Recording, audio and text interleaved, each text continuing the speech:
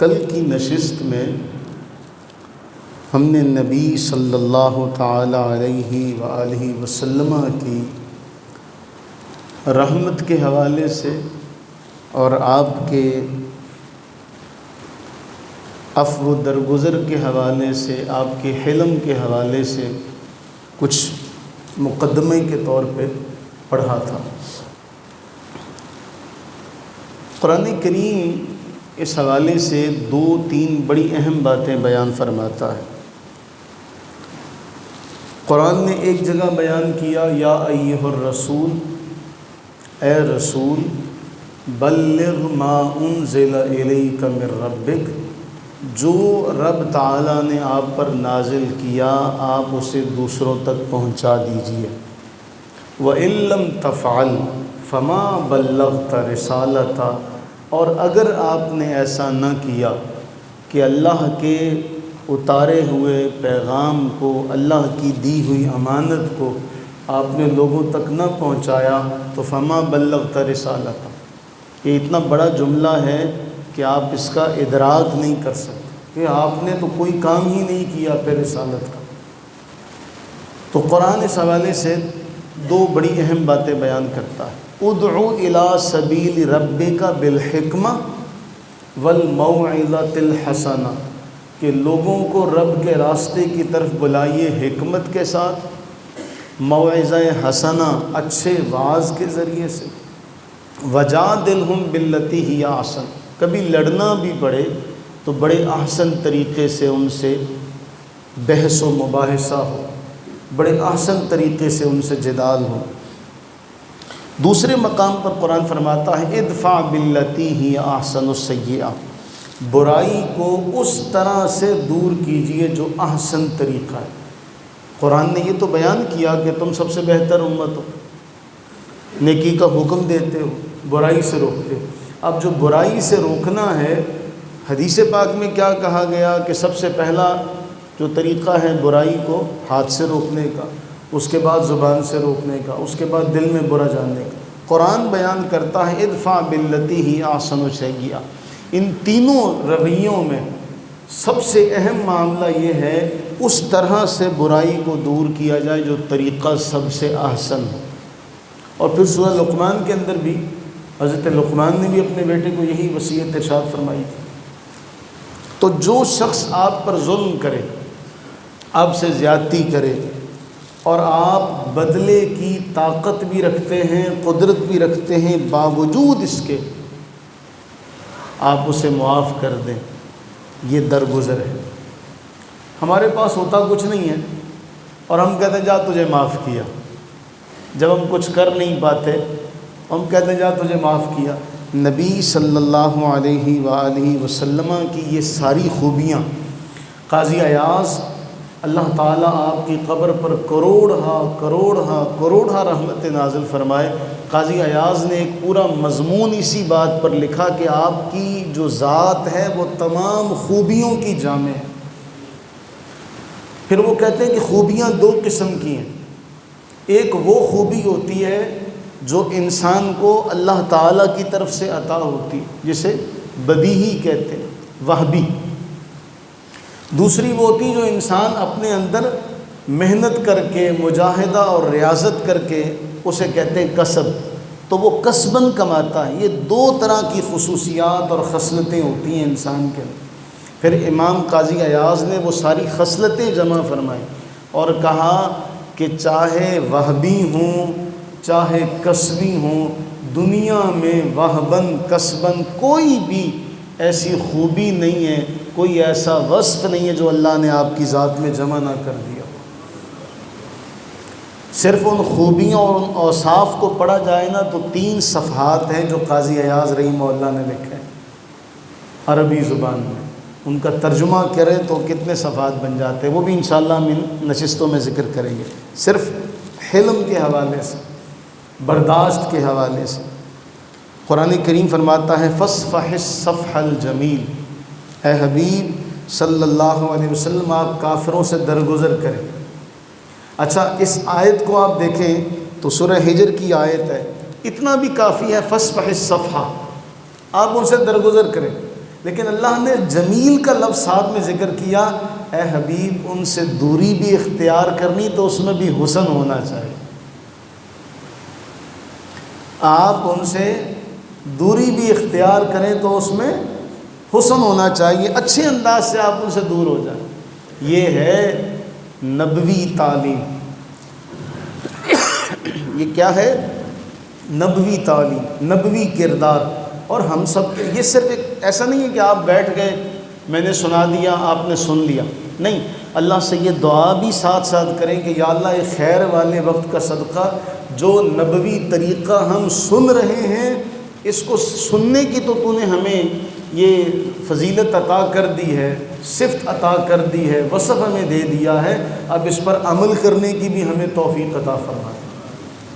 آپ دیکھیں کہ نبی سرور عالم صلی اللہ علیہ وسلم اپنی ذات کے لیے کبھی غصہ نہیں ہوئے، اپنی ذات کے لیے کبھی آپ نے انتقام نہیں لیا، اور جب آپ کو غصہ دلایا جاتا، آگے چل کے میں آپ کو ایسے واقعات سناؤں گا، جب آپ کو غصہ دلایا جاتا، آنے والا ارادتاً یہ بات لے کر آتا کہ میں ان کے غصے کو جوش دلاؤں گا، ان کا غصہ بھڑکاؤں گا، تو آپ کا حلم ہمیشہ اس غصے پر غالب آتا۔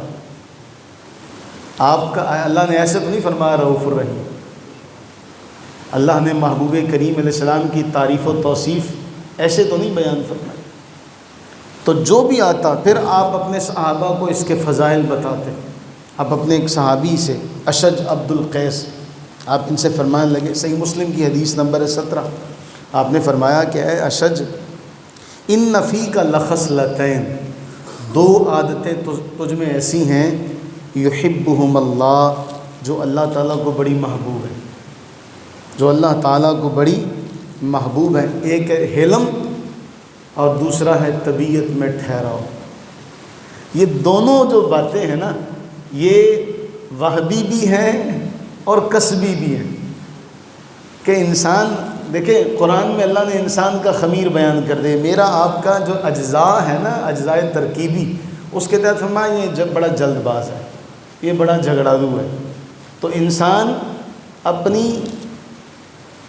ان دونوں چیزوں پر جو قرآن نے بیان کیا کہ یہ جھگڑالو بھی ہے، جلد باز بھی ہے، اس پر قابو پانے کی کوشش کرتا ہے، مجاہدے کے ساتھ، ریاضت کے ساتھ اس پر قابو پاتا ہے، حلم کے ساتھ، بردباری کے ساتھ، ٹھہراؤ کے ساتھ۔ ایک آدمی اللہ کے نبی علیہ السلام کے پاس حاضر ہوا، اے اللہ کے نبی صلی اللہ علیہ وسلم مجھے نصیحت فرمائیے، مجھے وہ کوئی دل میں لے کر حاضر ہوا وہ کہ میں کوئی بڑی بات سنوں گا۔ اللہ کے نبی علیہ السلام نے دو جملے، لا تغضب، غصہ نہ کیا کر، کیا کہا؟ غصہ نہ کیا کر۔ کہنے لگا جی اس کے علاوہ کوئی فرما دیں، ہمیں غصہ نہ کیا کر۔ اس نے پھر کہا اور کچھ، ہمیں غصہ نہ کیا کر۔ فرد مرارن، وہ بار بار یہ کہتا رہا، آپ علیہ السلام بار بار کہتے رہے لا تغضب، لا تغضب، لا تغضب، تیرے لیے نصیحت یہی کہ غصہ نہ کیا کر، غضبناک نہ ہوا کر۔ اور ہمارے دور میں بھی ایسا ہوتا ہے، ہمارے دور میں بھی ایسا ہوتا ہے۔ یاد رکھیے، ہم آپس میں جب کوئی بات کسی دوسرے سے کسی کی برائی کے ضمن میں کرتے ہیں تو وہ بات اس تک محدود نہیں رہتی۔ میرے دو دوست ہیں، مثلا زید اور بکر، تیسرا میں اظہر، میں زید سے برائی کروں بکر کی تو یہ ہو نہیں سکتا کہ زید بکر تک وہ بات نہ کرے۔ اگر میں ہی اس بات کو نہیں سنبھال سکا تو زید کہاں سے سنبھالے گا؟ اور اگر میرا مقصد اصلاح کا تھا تو میں خود بکر سے جا کے کہتا کہ بکر یہ کام تیرا درست نہیں۔ میں نے زید سے کہا ہی کیوں کہ مجھے اس سے کسی کی رہبری مقصود نہیں ہے، کسی کی تعلیم مقصود نہیں ہے، مجھے اس کی تحقیر، اس کی بے عزتی مقصود ہے۔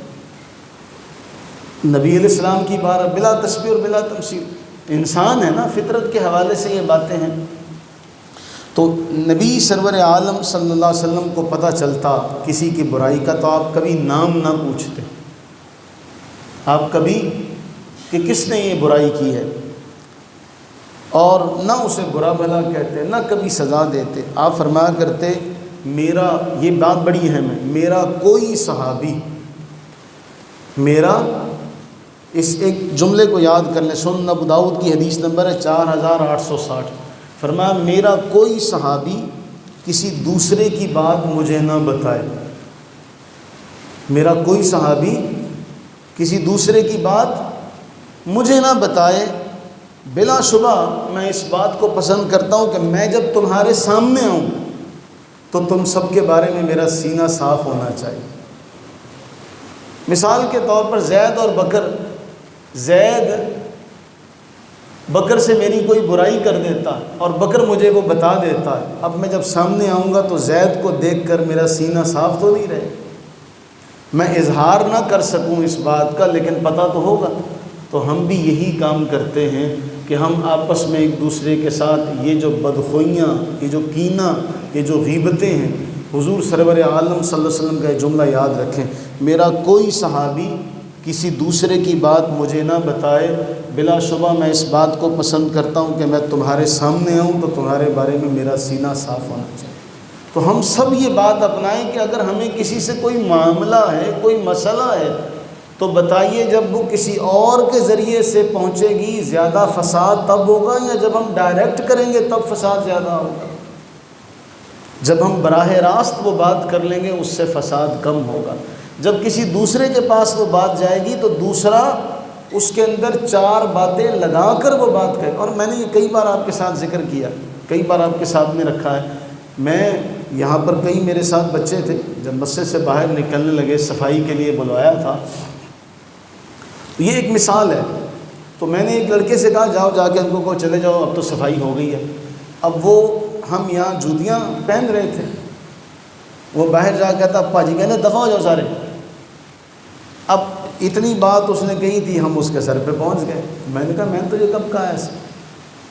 اب تھوڑی دیر کے لیے دماغ گھوما کہ اگر اس بات کے، اس کے کہنے سے پہلے ہم وہاں نہ پہنچتے، باہر نہ نکلتے، اور وہ بات وہی جا کر کہتا، اور جو اس نے کہی، اور وہ بچے گھر جا کر اسی طرح کہہ دیتے کہ ہمیں جی آج ہمارے استاد نے کہا دفعہ ہو جاؤ، وہ بات جب تیسری جگہ پہنچتی، چوتھی جگہ پہنچتی، تو اس میں کتنی باتیں اور شامل ہو جانی تھی۔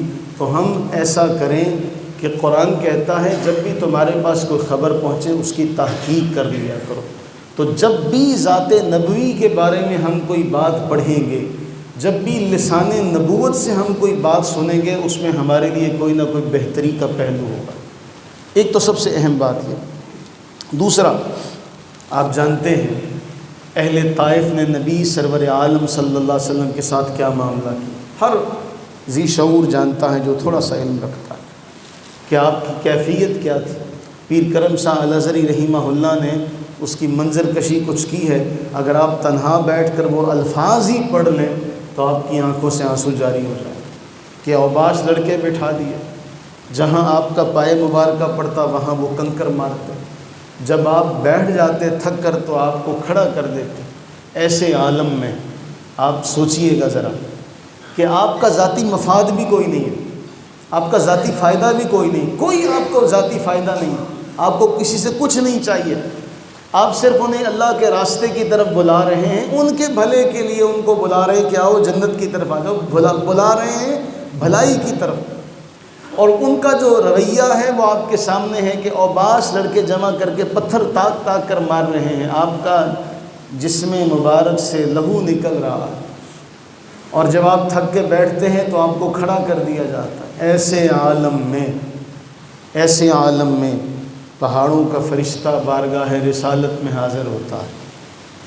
صحیح مسلم کی حدیث ہے 1795، یا محمد صلی اللہ علیہ وسلم، اللہ تعالیٰ نے آپ کی قوم کی طرف سے آپ کو دیا گیا جواب سن لیا، اللہ نے سن لیا، میں پہاڑوں کا فرشتہ ہوں، مجھے آپ کے رب نے بھیجا ہے، مجھے آپ کے رب نے بھیجا ہے، آپ جو چاہیں مجھے حکم دے دیں، جو چاہیں مجھے حکم دیں، آپ چاہیں تو یہ جو 2 سنگلاخ پہاڑ ہیں اٹھا کے ان کے اوپر رکھ دیں۔ اور کیا چاہیے؟ موجودہ دور کے حوالے سے آپ ذرا یہاں رک کر اپنے حالات پر غور کیجئے۔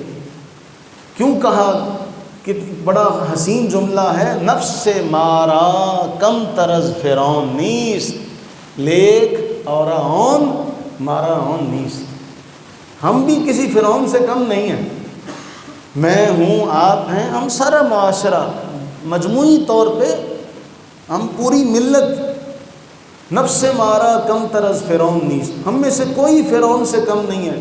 فرق یہ ہے کہ اس کے پاس مددگار تھے، ہمارے پاس مددگار نہیں ہے۔ مددگار ہوں تو ہم کہیں چلو بھئی اٹھاؤ اس کو تو ڈالو نا۔ آپ دیکھ لیں ہم میں سے ہی کوئی نچلے درجے سے اوپر کے درجے پر کوئی کسی کرسی پر بیٹھ جائے، کسی سرکاری ادارے کا کوئی کلرک ہی لگ جائے تو وہ بھی مان نہیں ہے۔ کسی کو کرسی مل جائے تو وہ کرسی پر بیٹھا اپنے آپ کو کسی بادشاہ سے، کسی مطلق العنان بادشاہ سے کم نہیں سمجھتا۔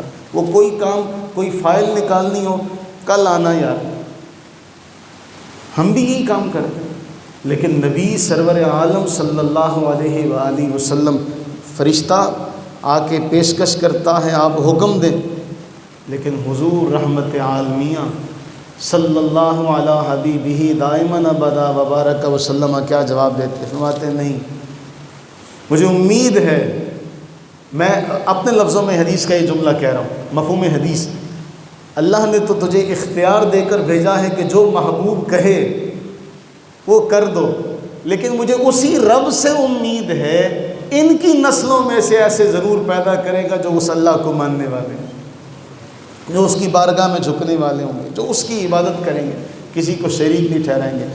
آپ تاریخ انسانی میں کوئی ایسی ہستی تلاش کریں جس کے مخالفین، دشمن اسے قتل کرنے کا منصوبہ بنائے بیٹھے ہوں، ہر حد تک گزر چکے ہوں، ساری حدیں پار کر چکے ہوں، اور یہ بات بھی یقینی ہو کہ اس کا ایک اشارہ ہو ان کو صفحہ ہستی سے مٹا دیا جائے گا، اس کے باوجود بھی وہ یہ کہے نہیں، یہ نہیں مانتے تو کیا ہوا، پتہ نہیں ان کی نسلوں سے اللہ کوئی مومن پیدا کر دے۔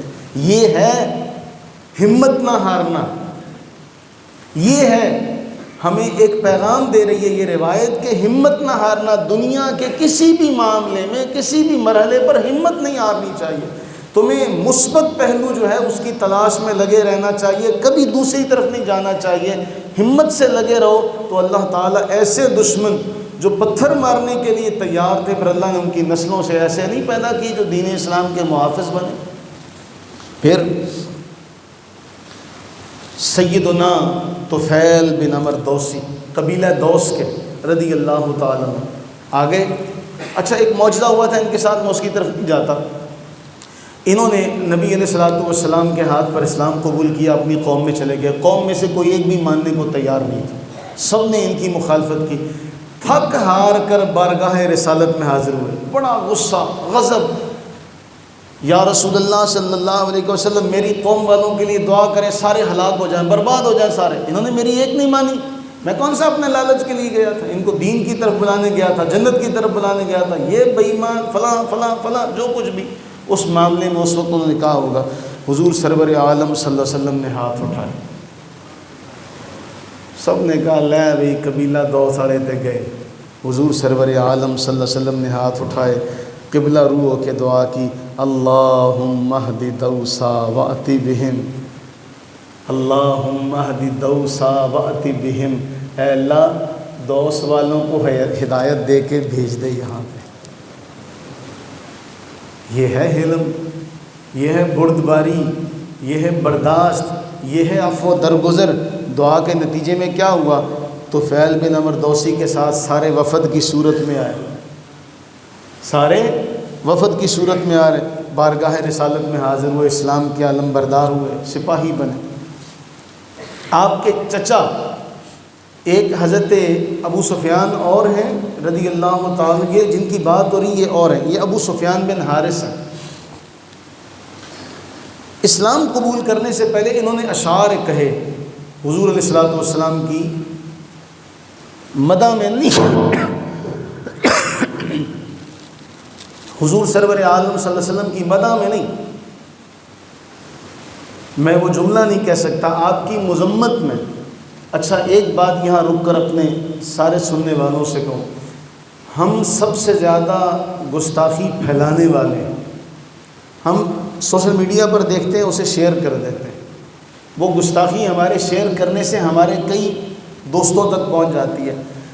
عرب والوں سے زیادہ حافظہ کسی کا نہیں تھا، لیکن پوری تاریخ اسلامی میں آپ کوئی ایک شعر ایسا ڈھونڈ دیں، انہوں نے بڑے بڑے قصیدے لکھے تھے حضور کے خلاف، لیکن آپ کو کوئی نہیں ملے گا جملہ۔ انہوں نے اپنی ذات تک دفن کر دیا، وہ آگے بھی کسی کو ذکر نہیں کیا، حالانکہ نقل کفر نہ باشد، یہ نقل کر سکتے تھے وہ، لیکن آپ نے وہ جملے تمثیلاً بھی نقل نہیں کیے کہ اس نے کیا کیا شعر حضور کے خلاف لکھے تھے۔ خیر وہ حضور کے خلاف اس نے شعر کہے تھے۔ جب نبی سرور عالم صلی اللہ علیہ وسلم مکہ معظمہ داخل ہوئے نا فتح مکہ کے موقع پر، تو یہ وہاں سے نکل پڑے، اب تو میں قابو میں آ گیا، اب تو مجھے نہیں چھوڑیں گے، اب تو فاتح بن کر آئیں۔ راستے میں حضرت سیدنا علی المرتضیٰ شیر خدا رضی اللہ تعالیٰ عنہ ملے، یہ ان کے بھی چچا زاد تھے، حضور کے چچا زاد ہے تو ان کے بھی ہیں۔ ابو سفیان کہاں جا رہے ہیں؟ میں نے اپنے بچوں کو چھوڑ کر ساتھ لے کر مقام بیدا کی طرف جا رہا ہوں، اللہ کی قسم، یہ ابو سفیان کے الفاظ ہیں، اللہ کی قسم اگر محمد صلی اللہ علیہ وسلم مجھے پکڑنے میں کامیاب ہو گئے تو میرے ٹکڑے ٹکڑے کر دیں گے۔ حضرت مولا علی شیر خدا فرمانے لگے، ابو سفیان تم نے غلط اندازہ لگایا ہے، تم نے غلط اندازہ لگایا ہے، بلا شبہ سب سے زیادہ بردبار اور سب سے زیادہ علم والا اگر کوئی ہے تو وہ ذات محمد ہے صلی اللہ علیہ وسلم، وہ انہی کی تو ذات ہے، تم نے غلط اندازہ لگایا۔ ان کی نبوت کو تسلیم کرو، پھر ان سے دیکھیں، ان کی نبوت کا تسلیم کرو، پھر ان سے ایسے معذرت کرو جیسے یوسف علیہ السلام کے بھائیوں نے یوسف علیہ السلام سے کی تھی۔ یہ سبق کون دے رہا ہے؟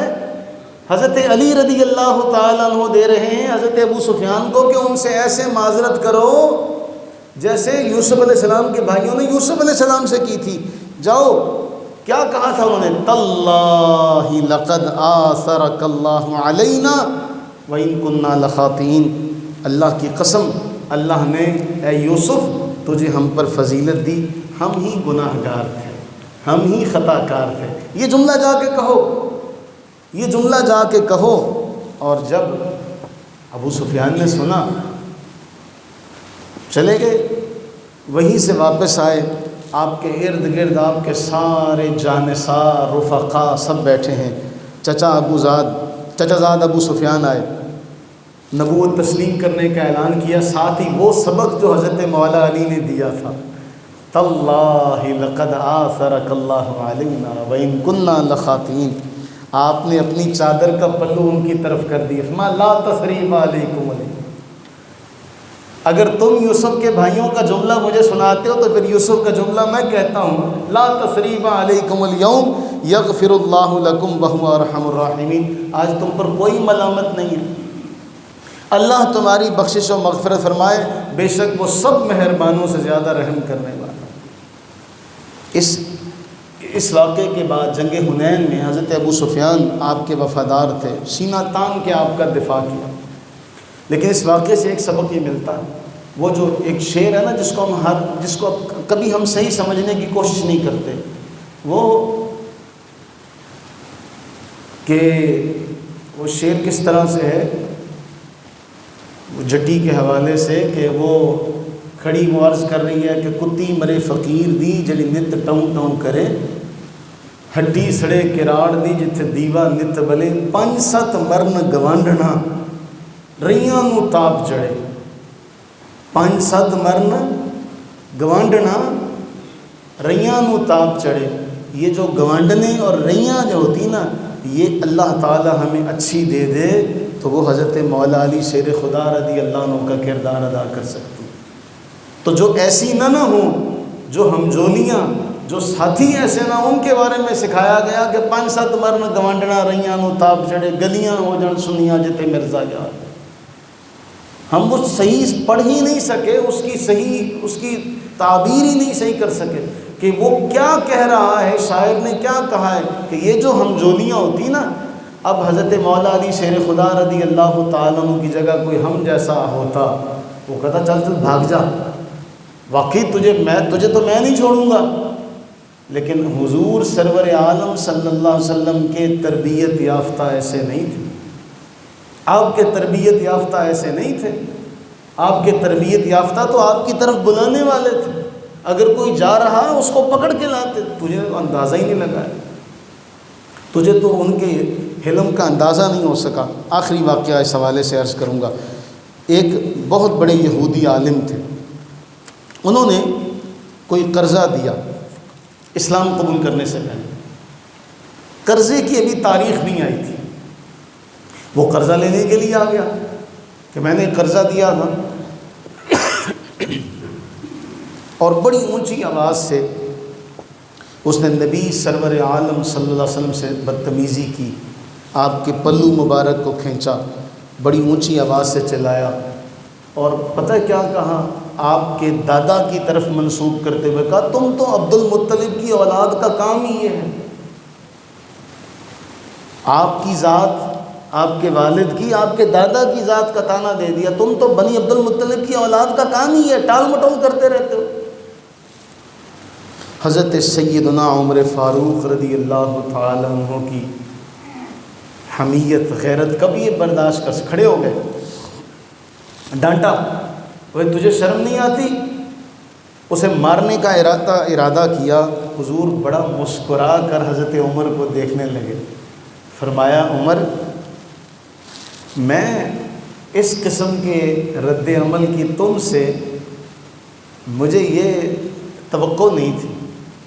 تمہیں چاہیے تھا کہ تم اسے سمجھاتے کہ بھائی ایسے مطالبہ نہیں کرتے. تم اسے سمجھاتے، تم نے اسے ڈانٹا ہے، تم نے اسے ڈانٹا ہے.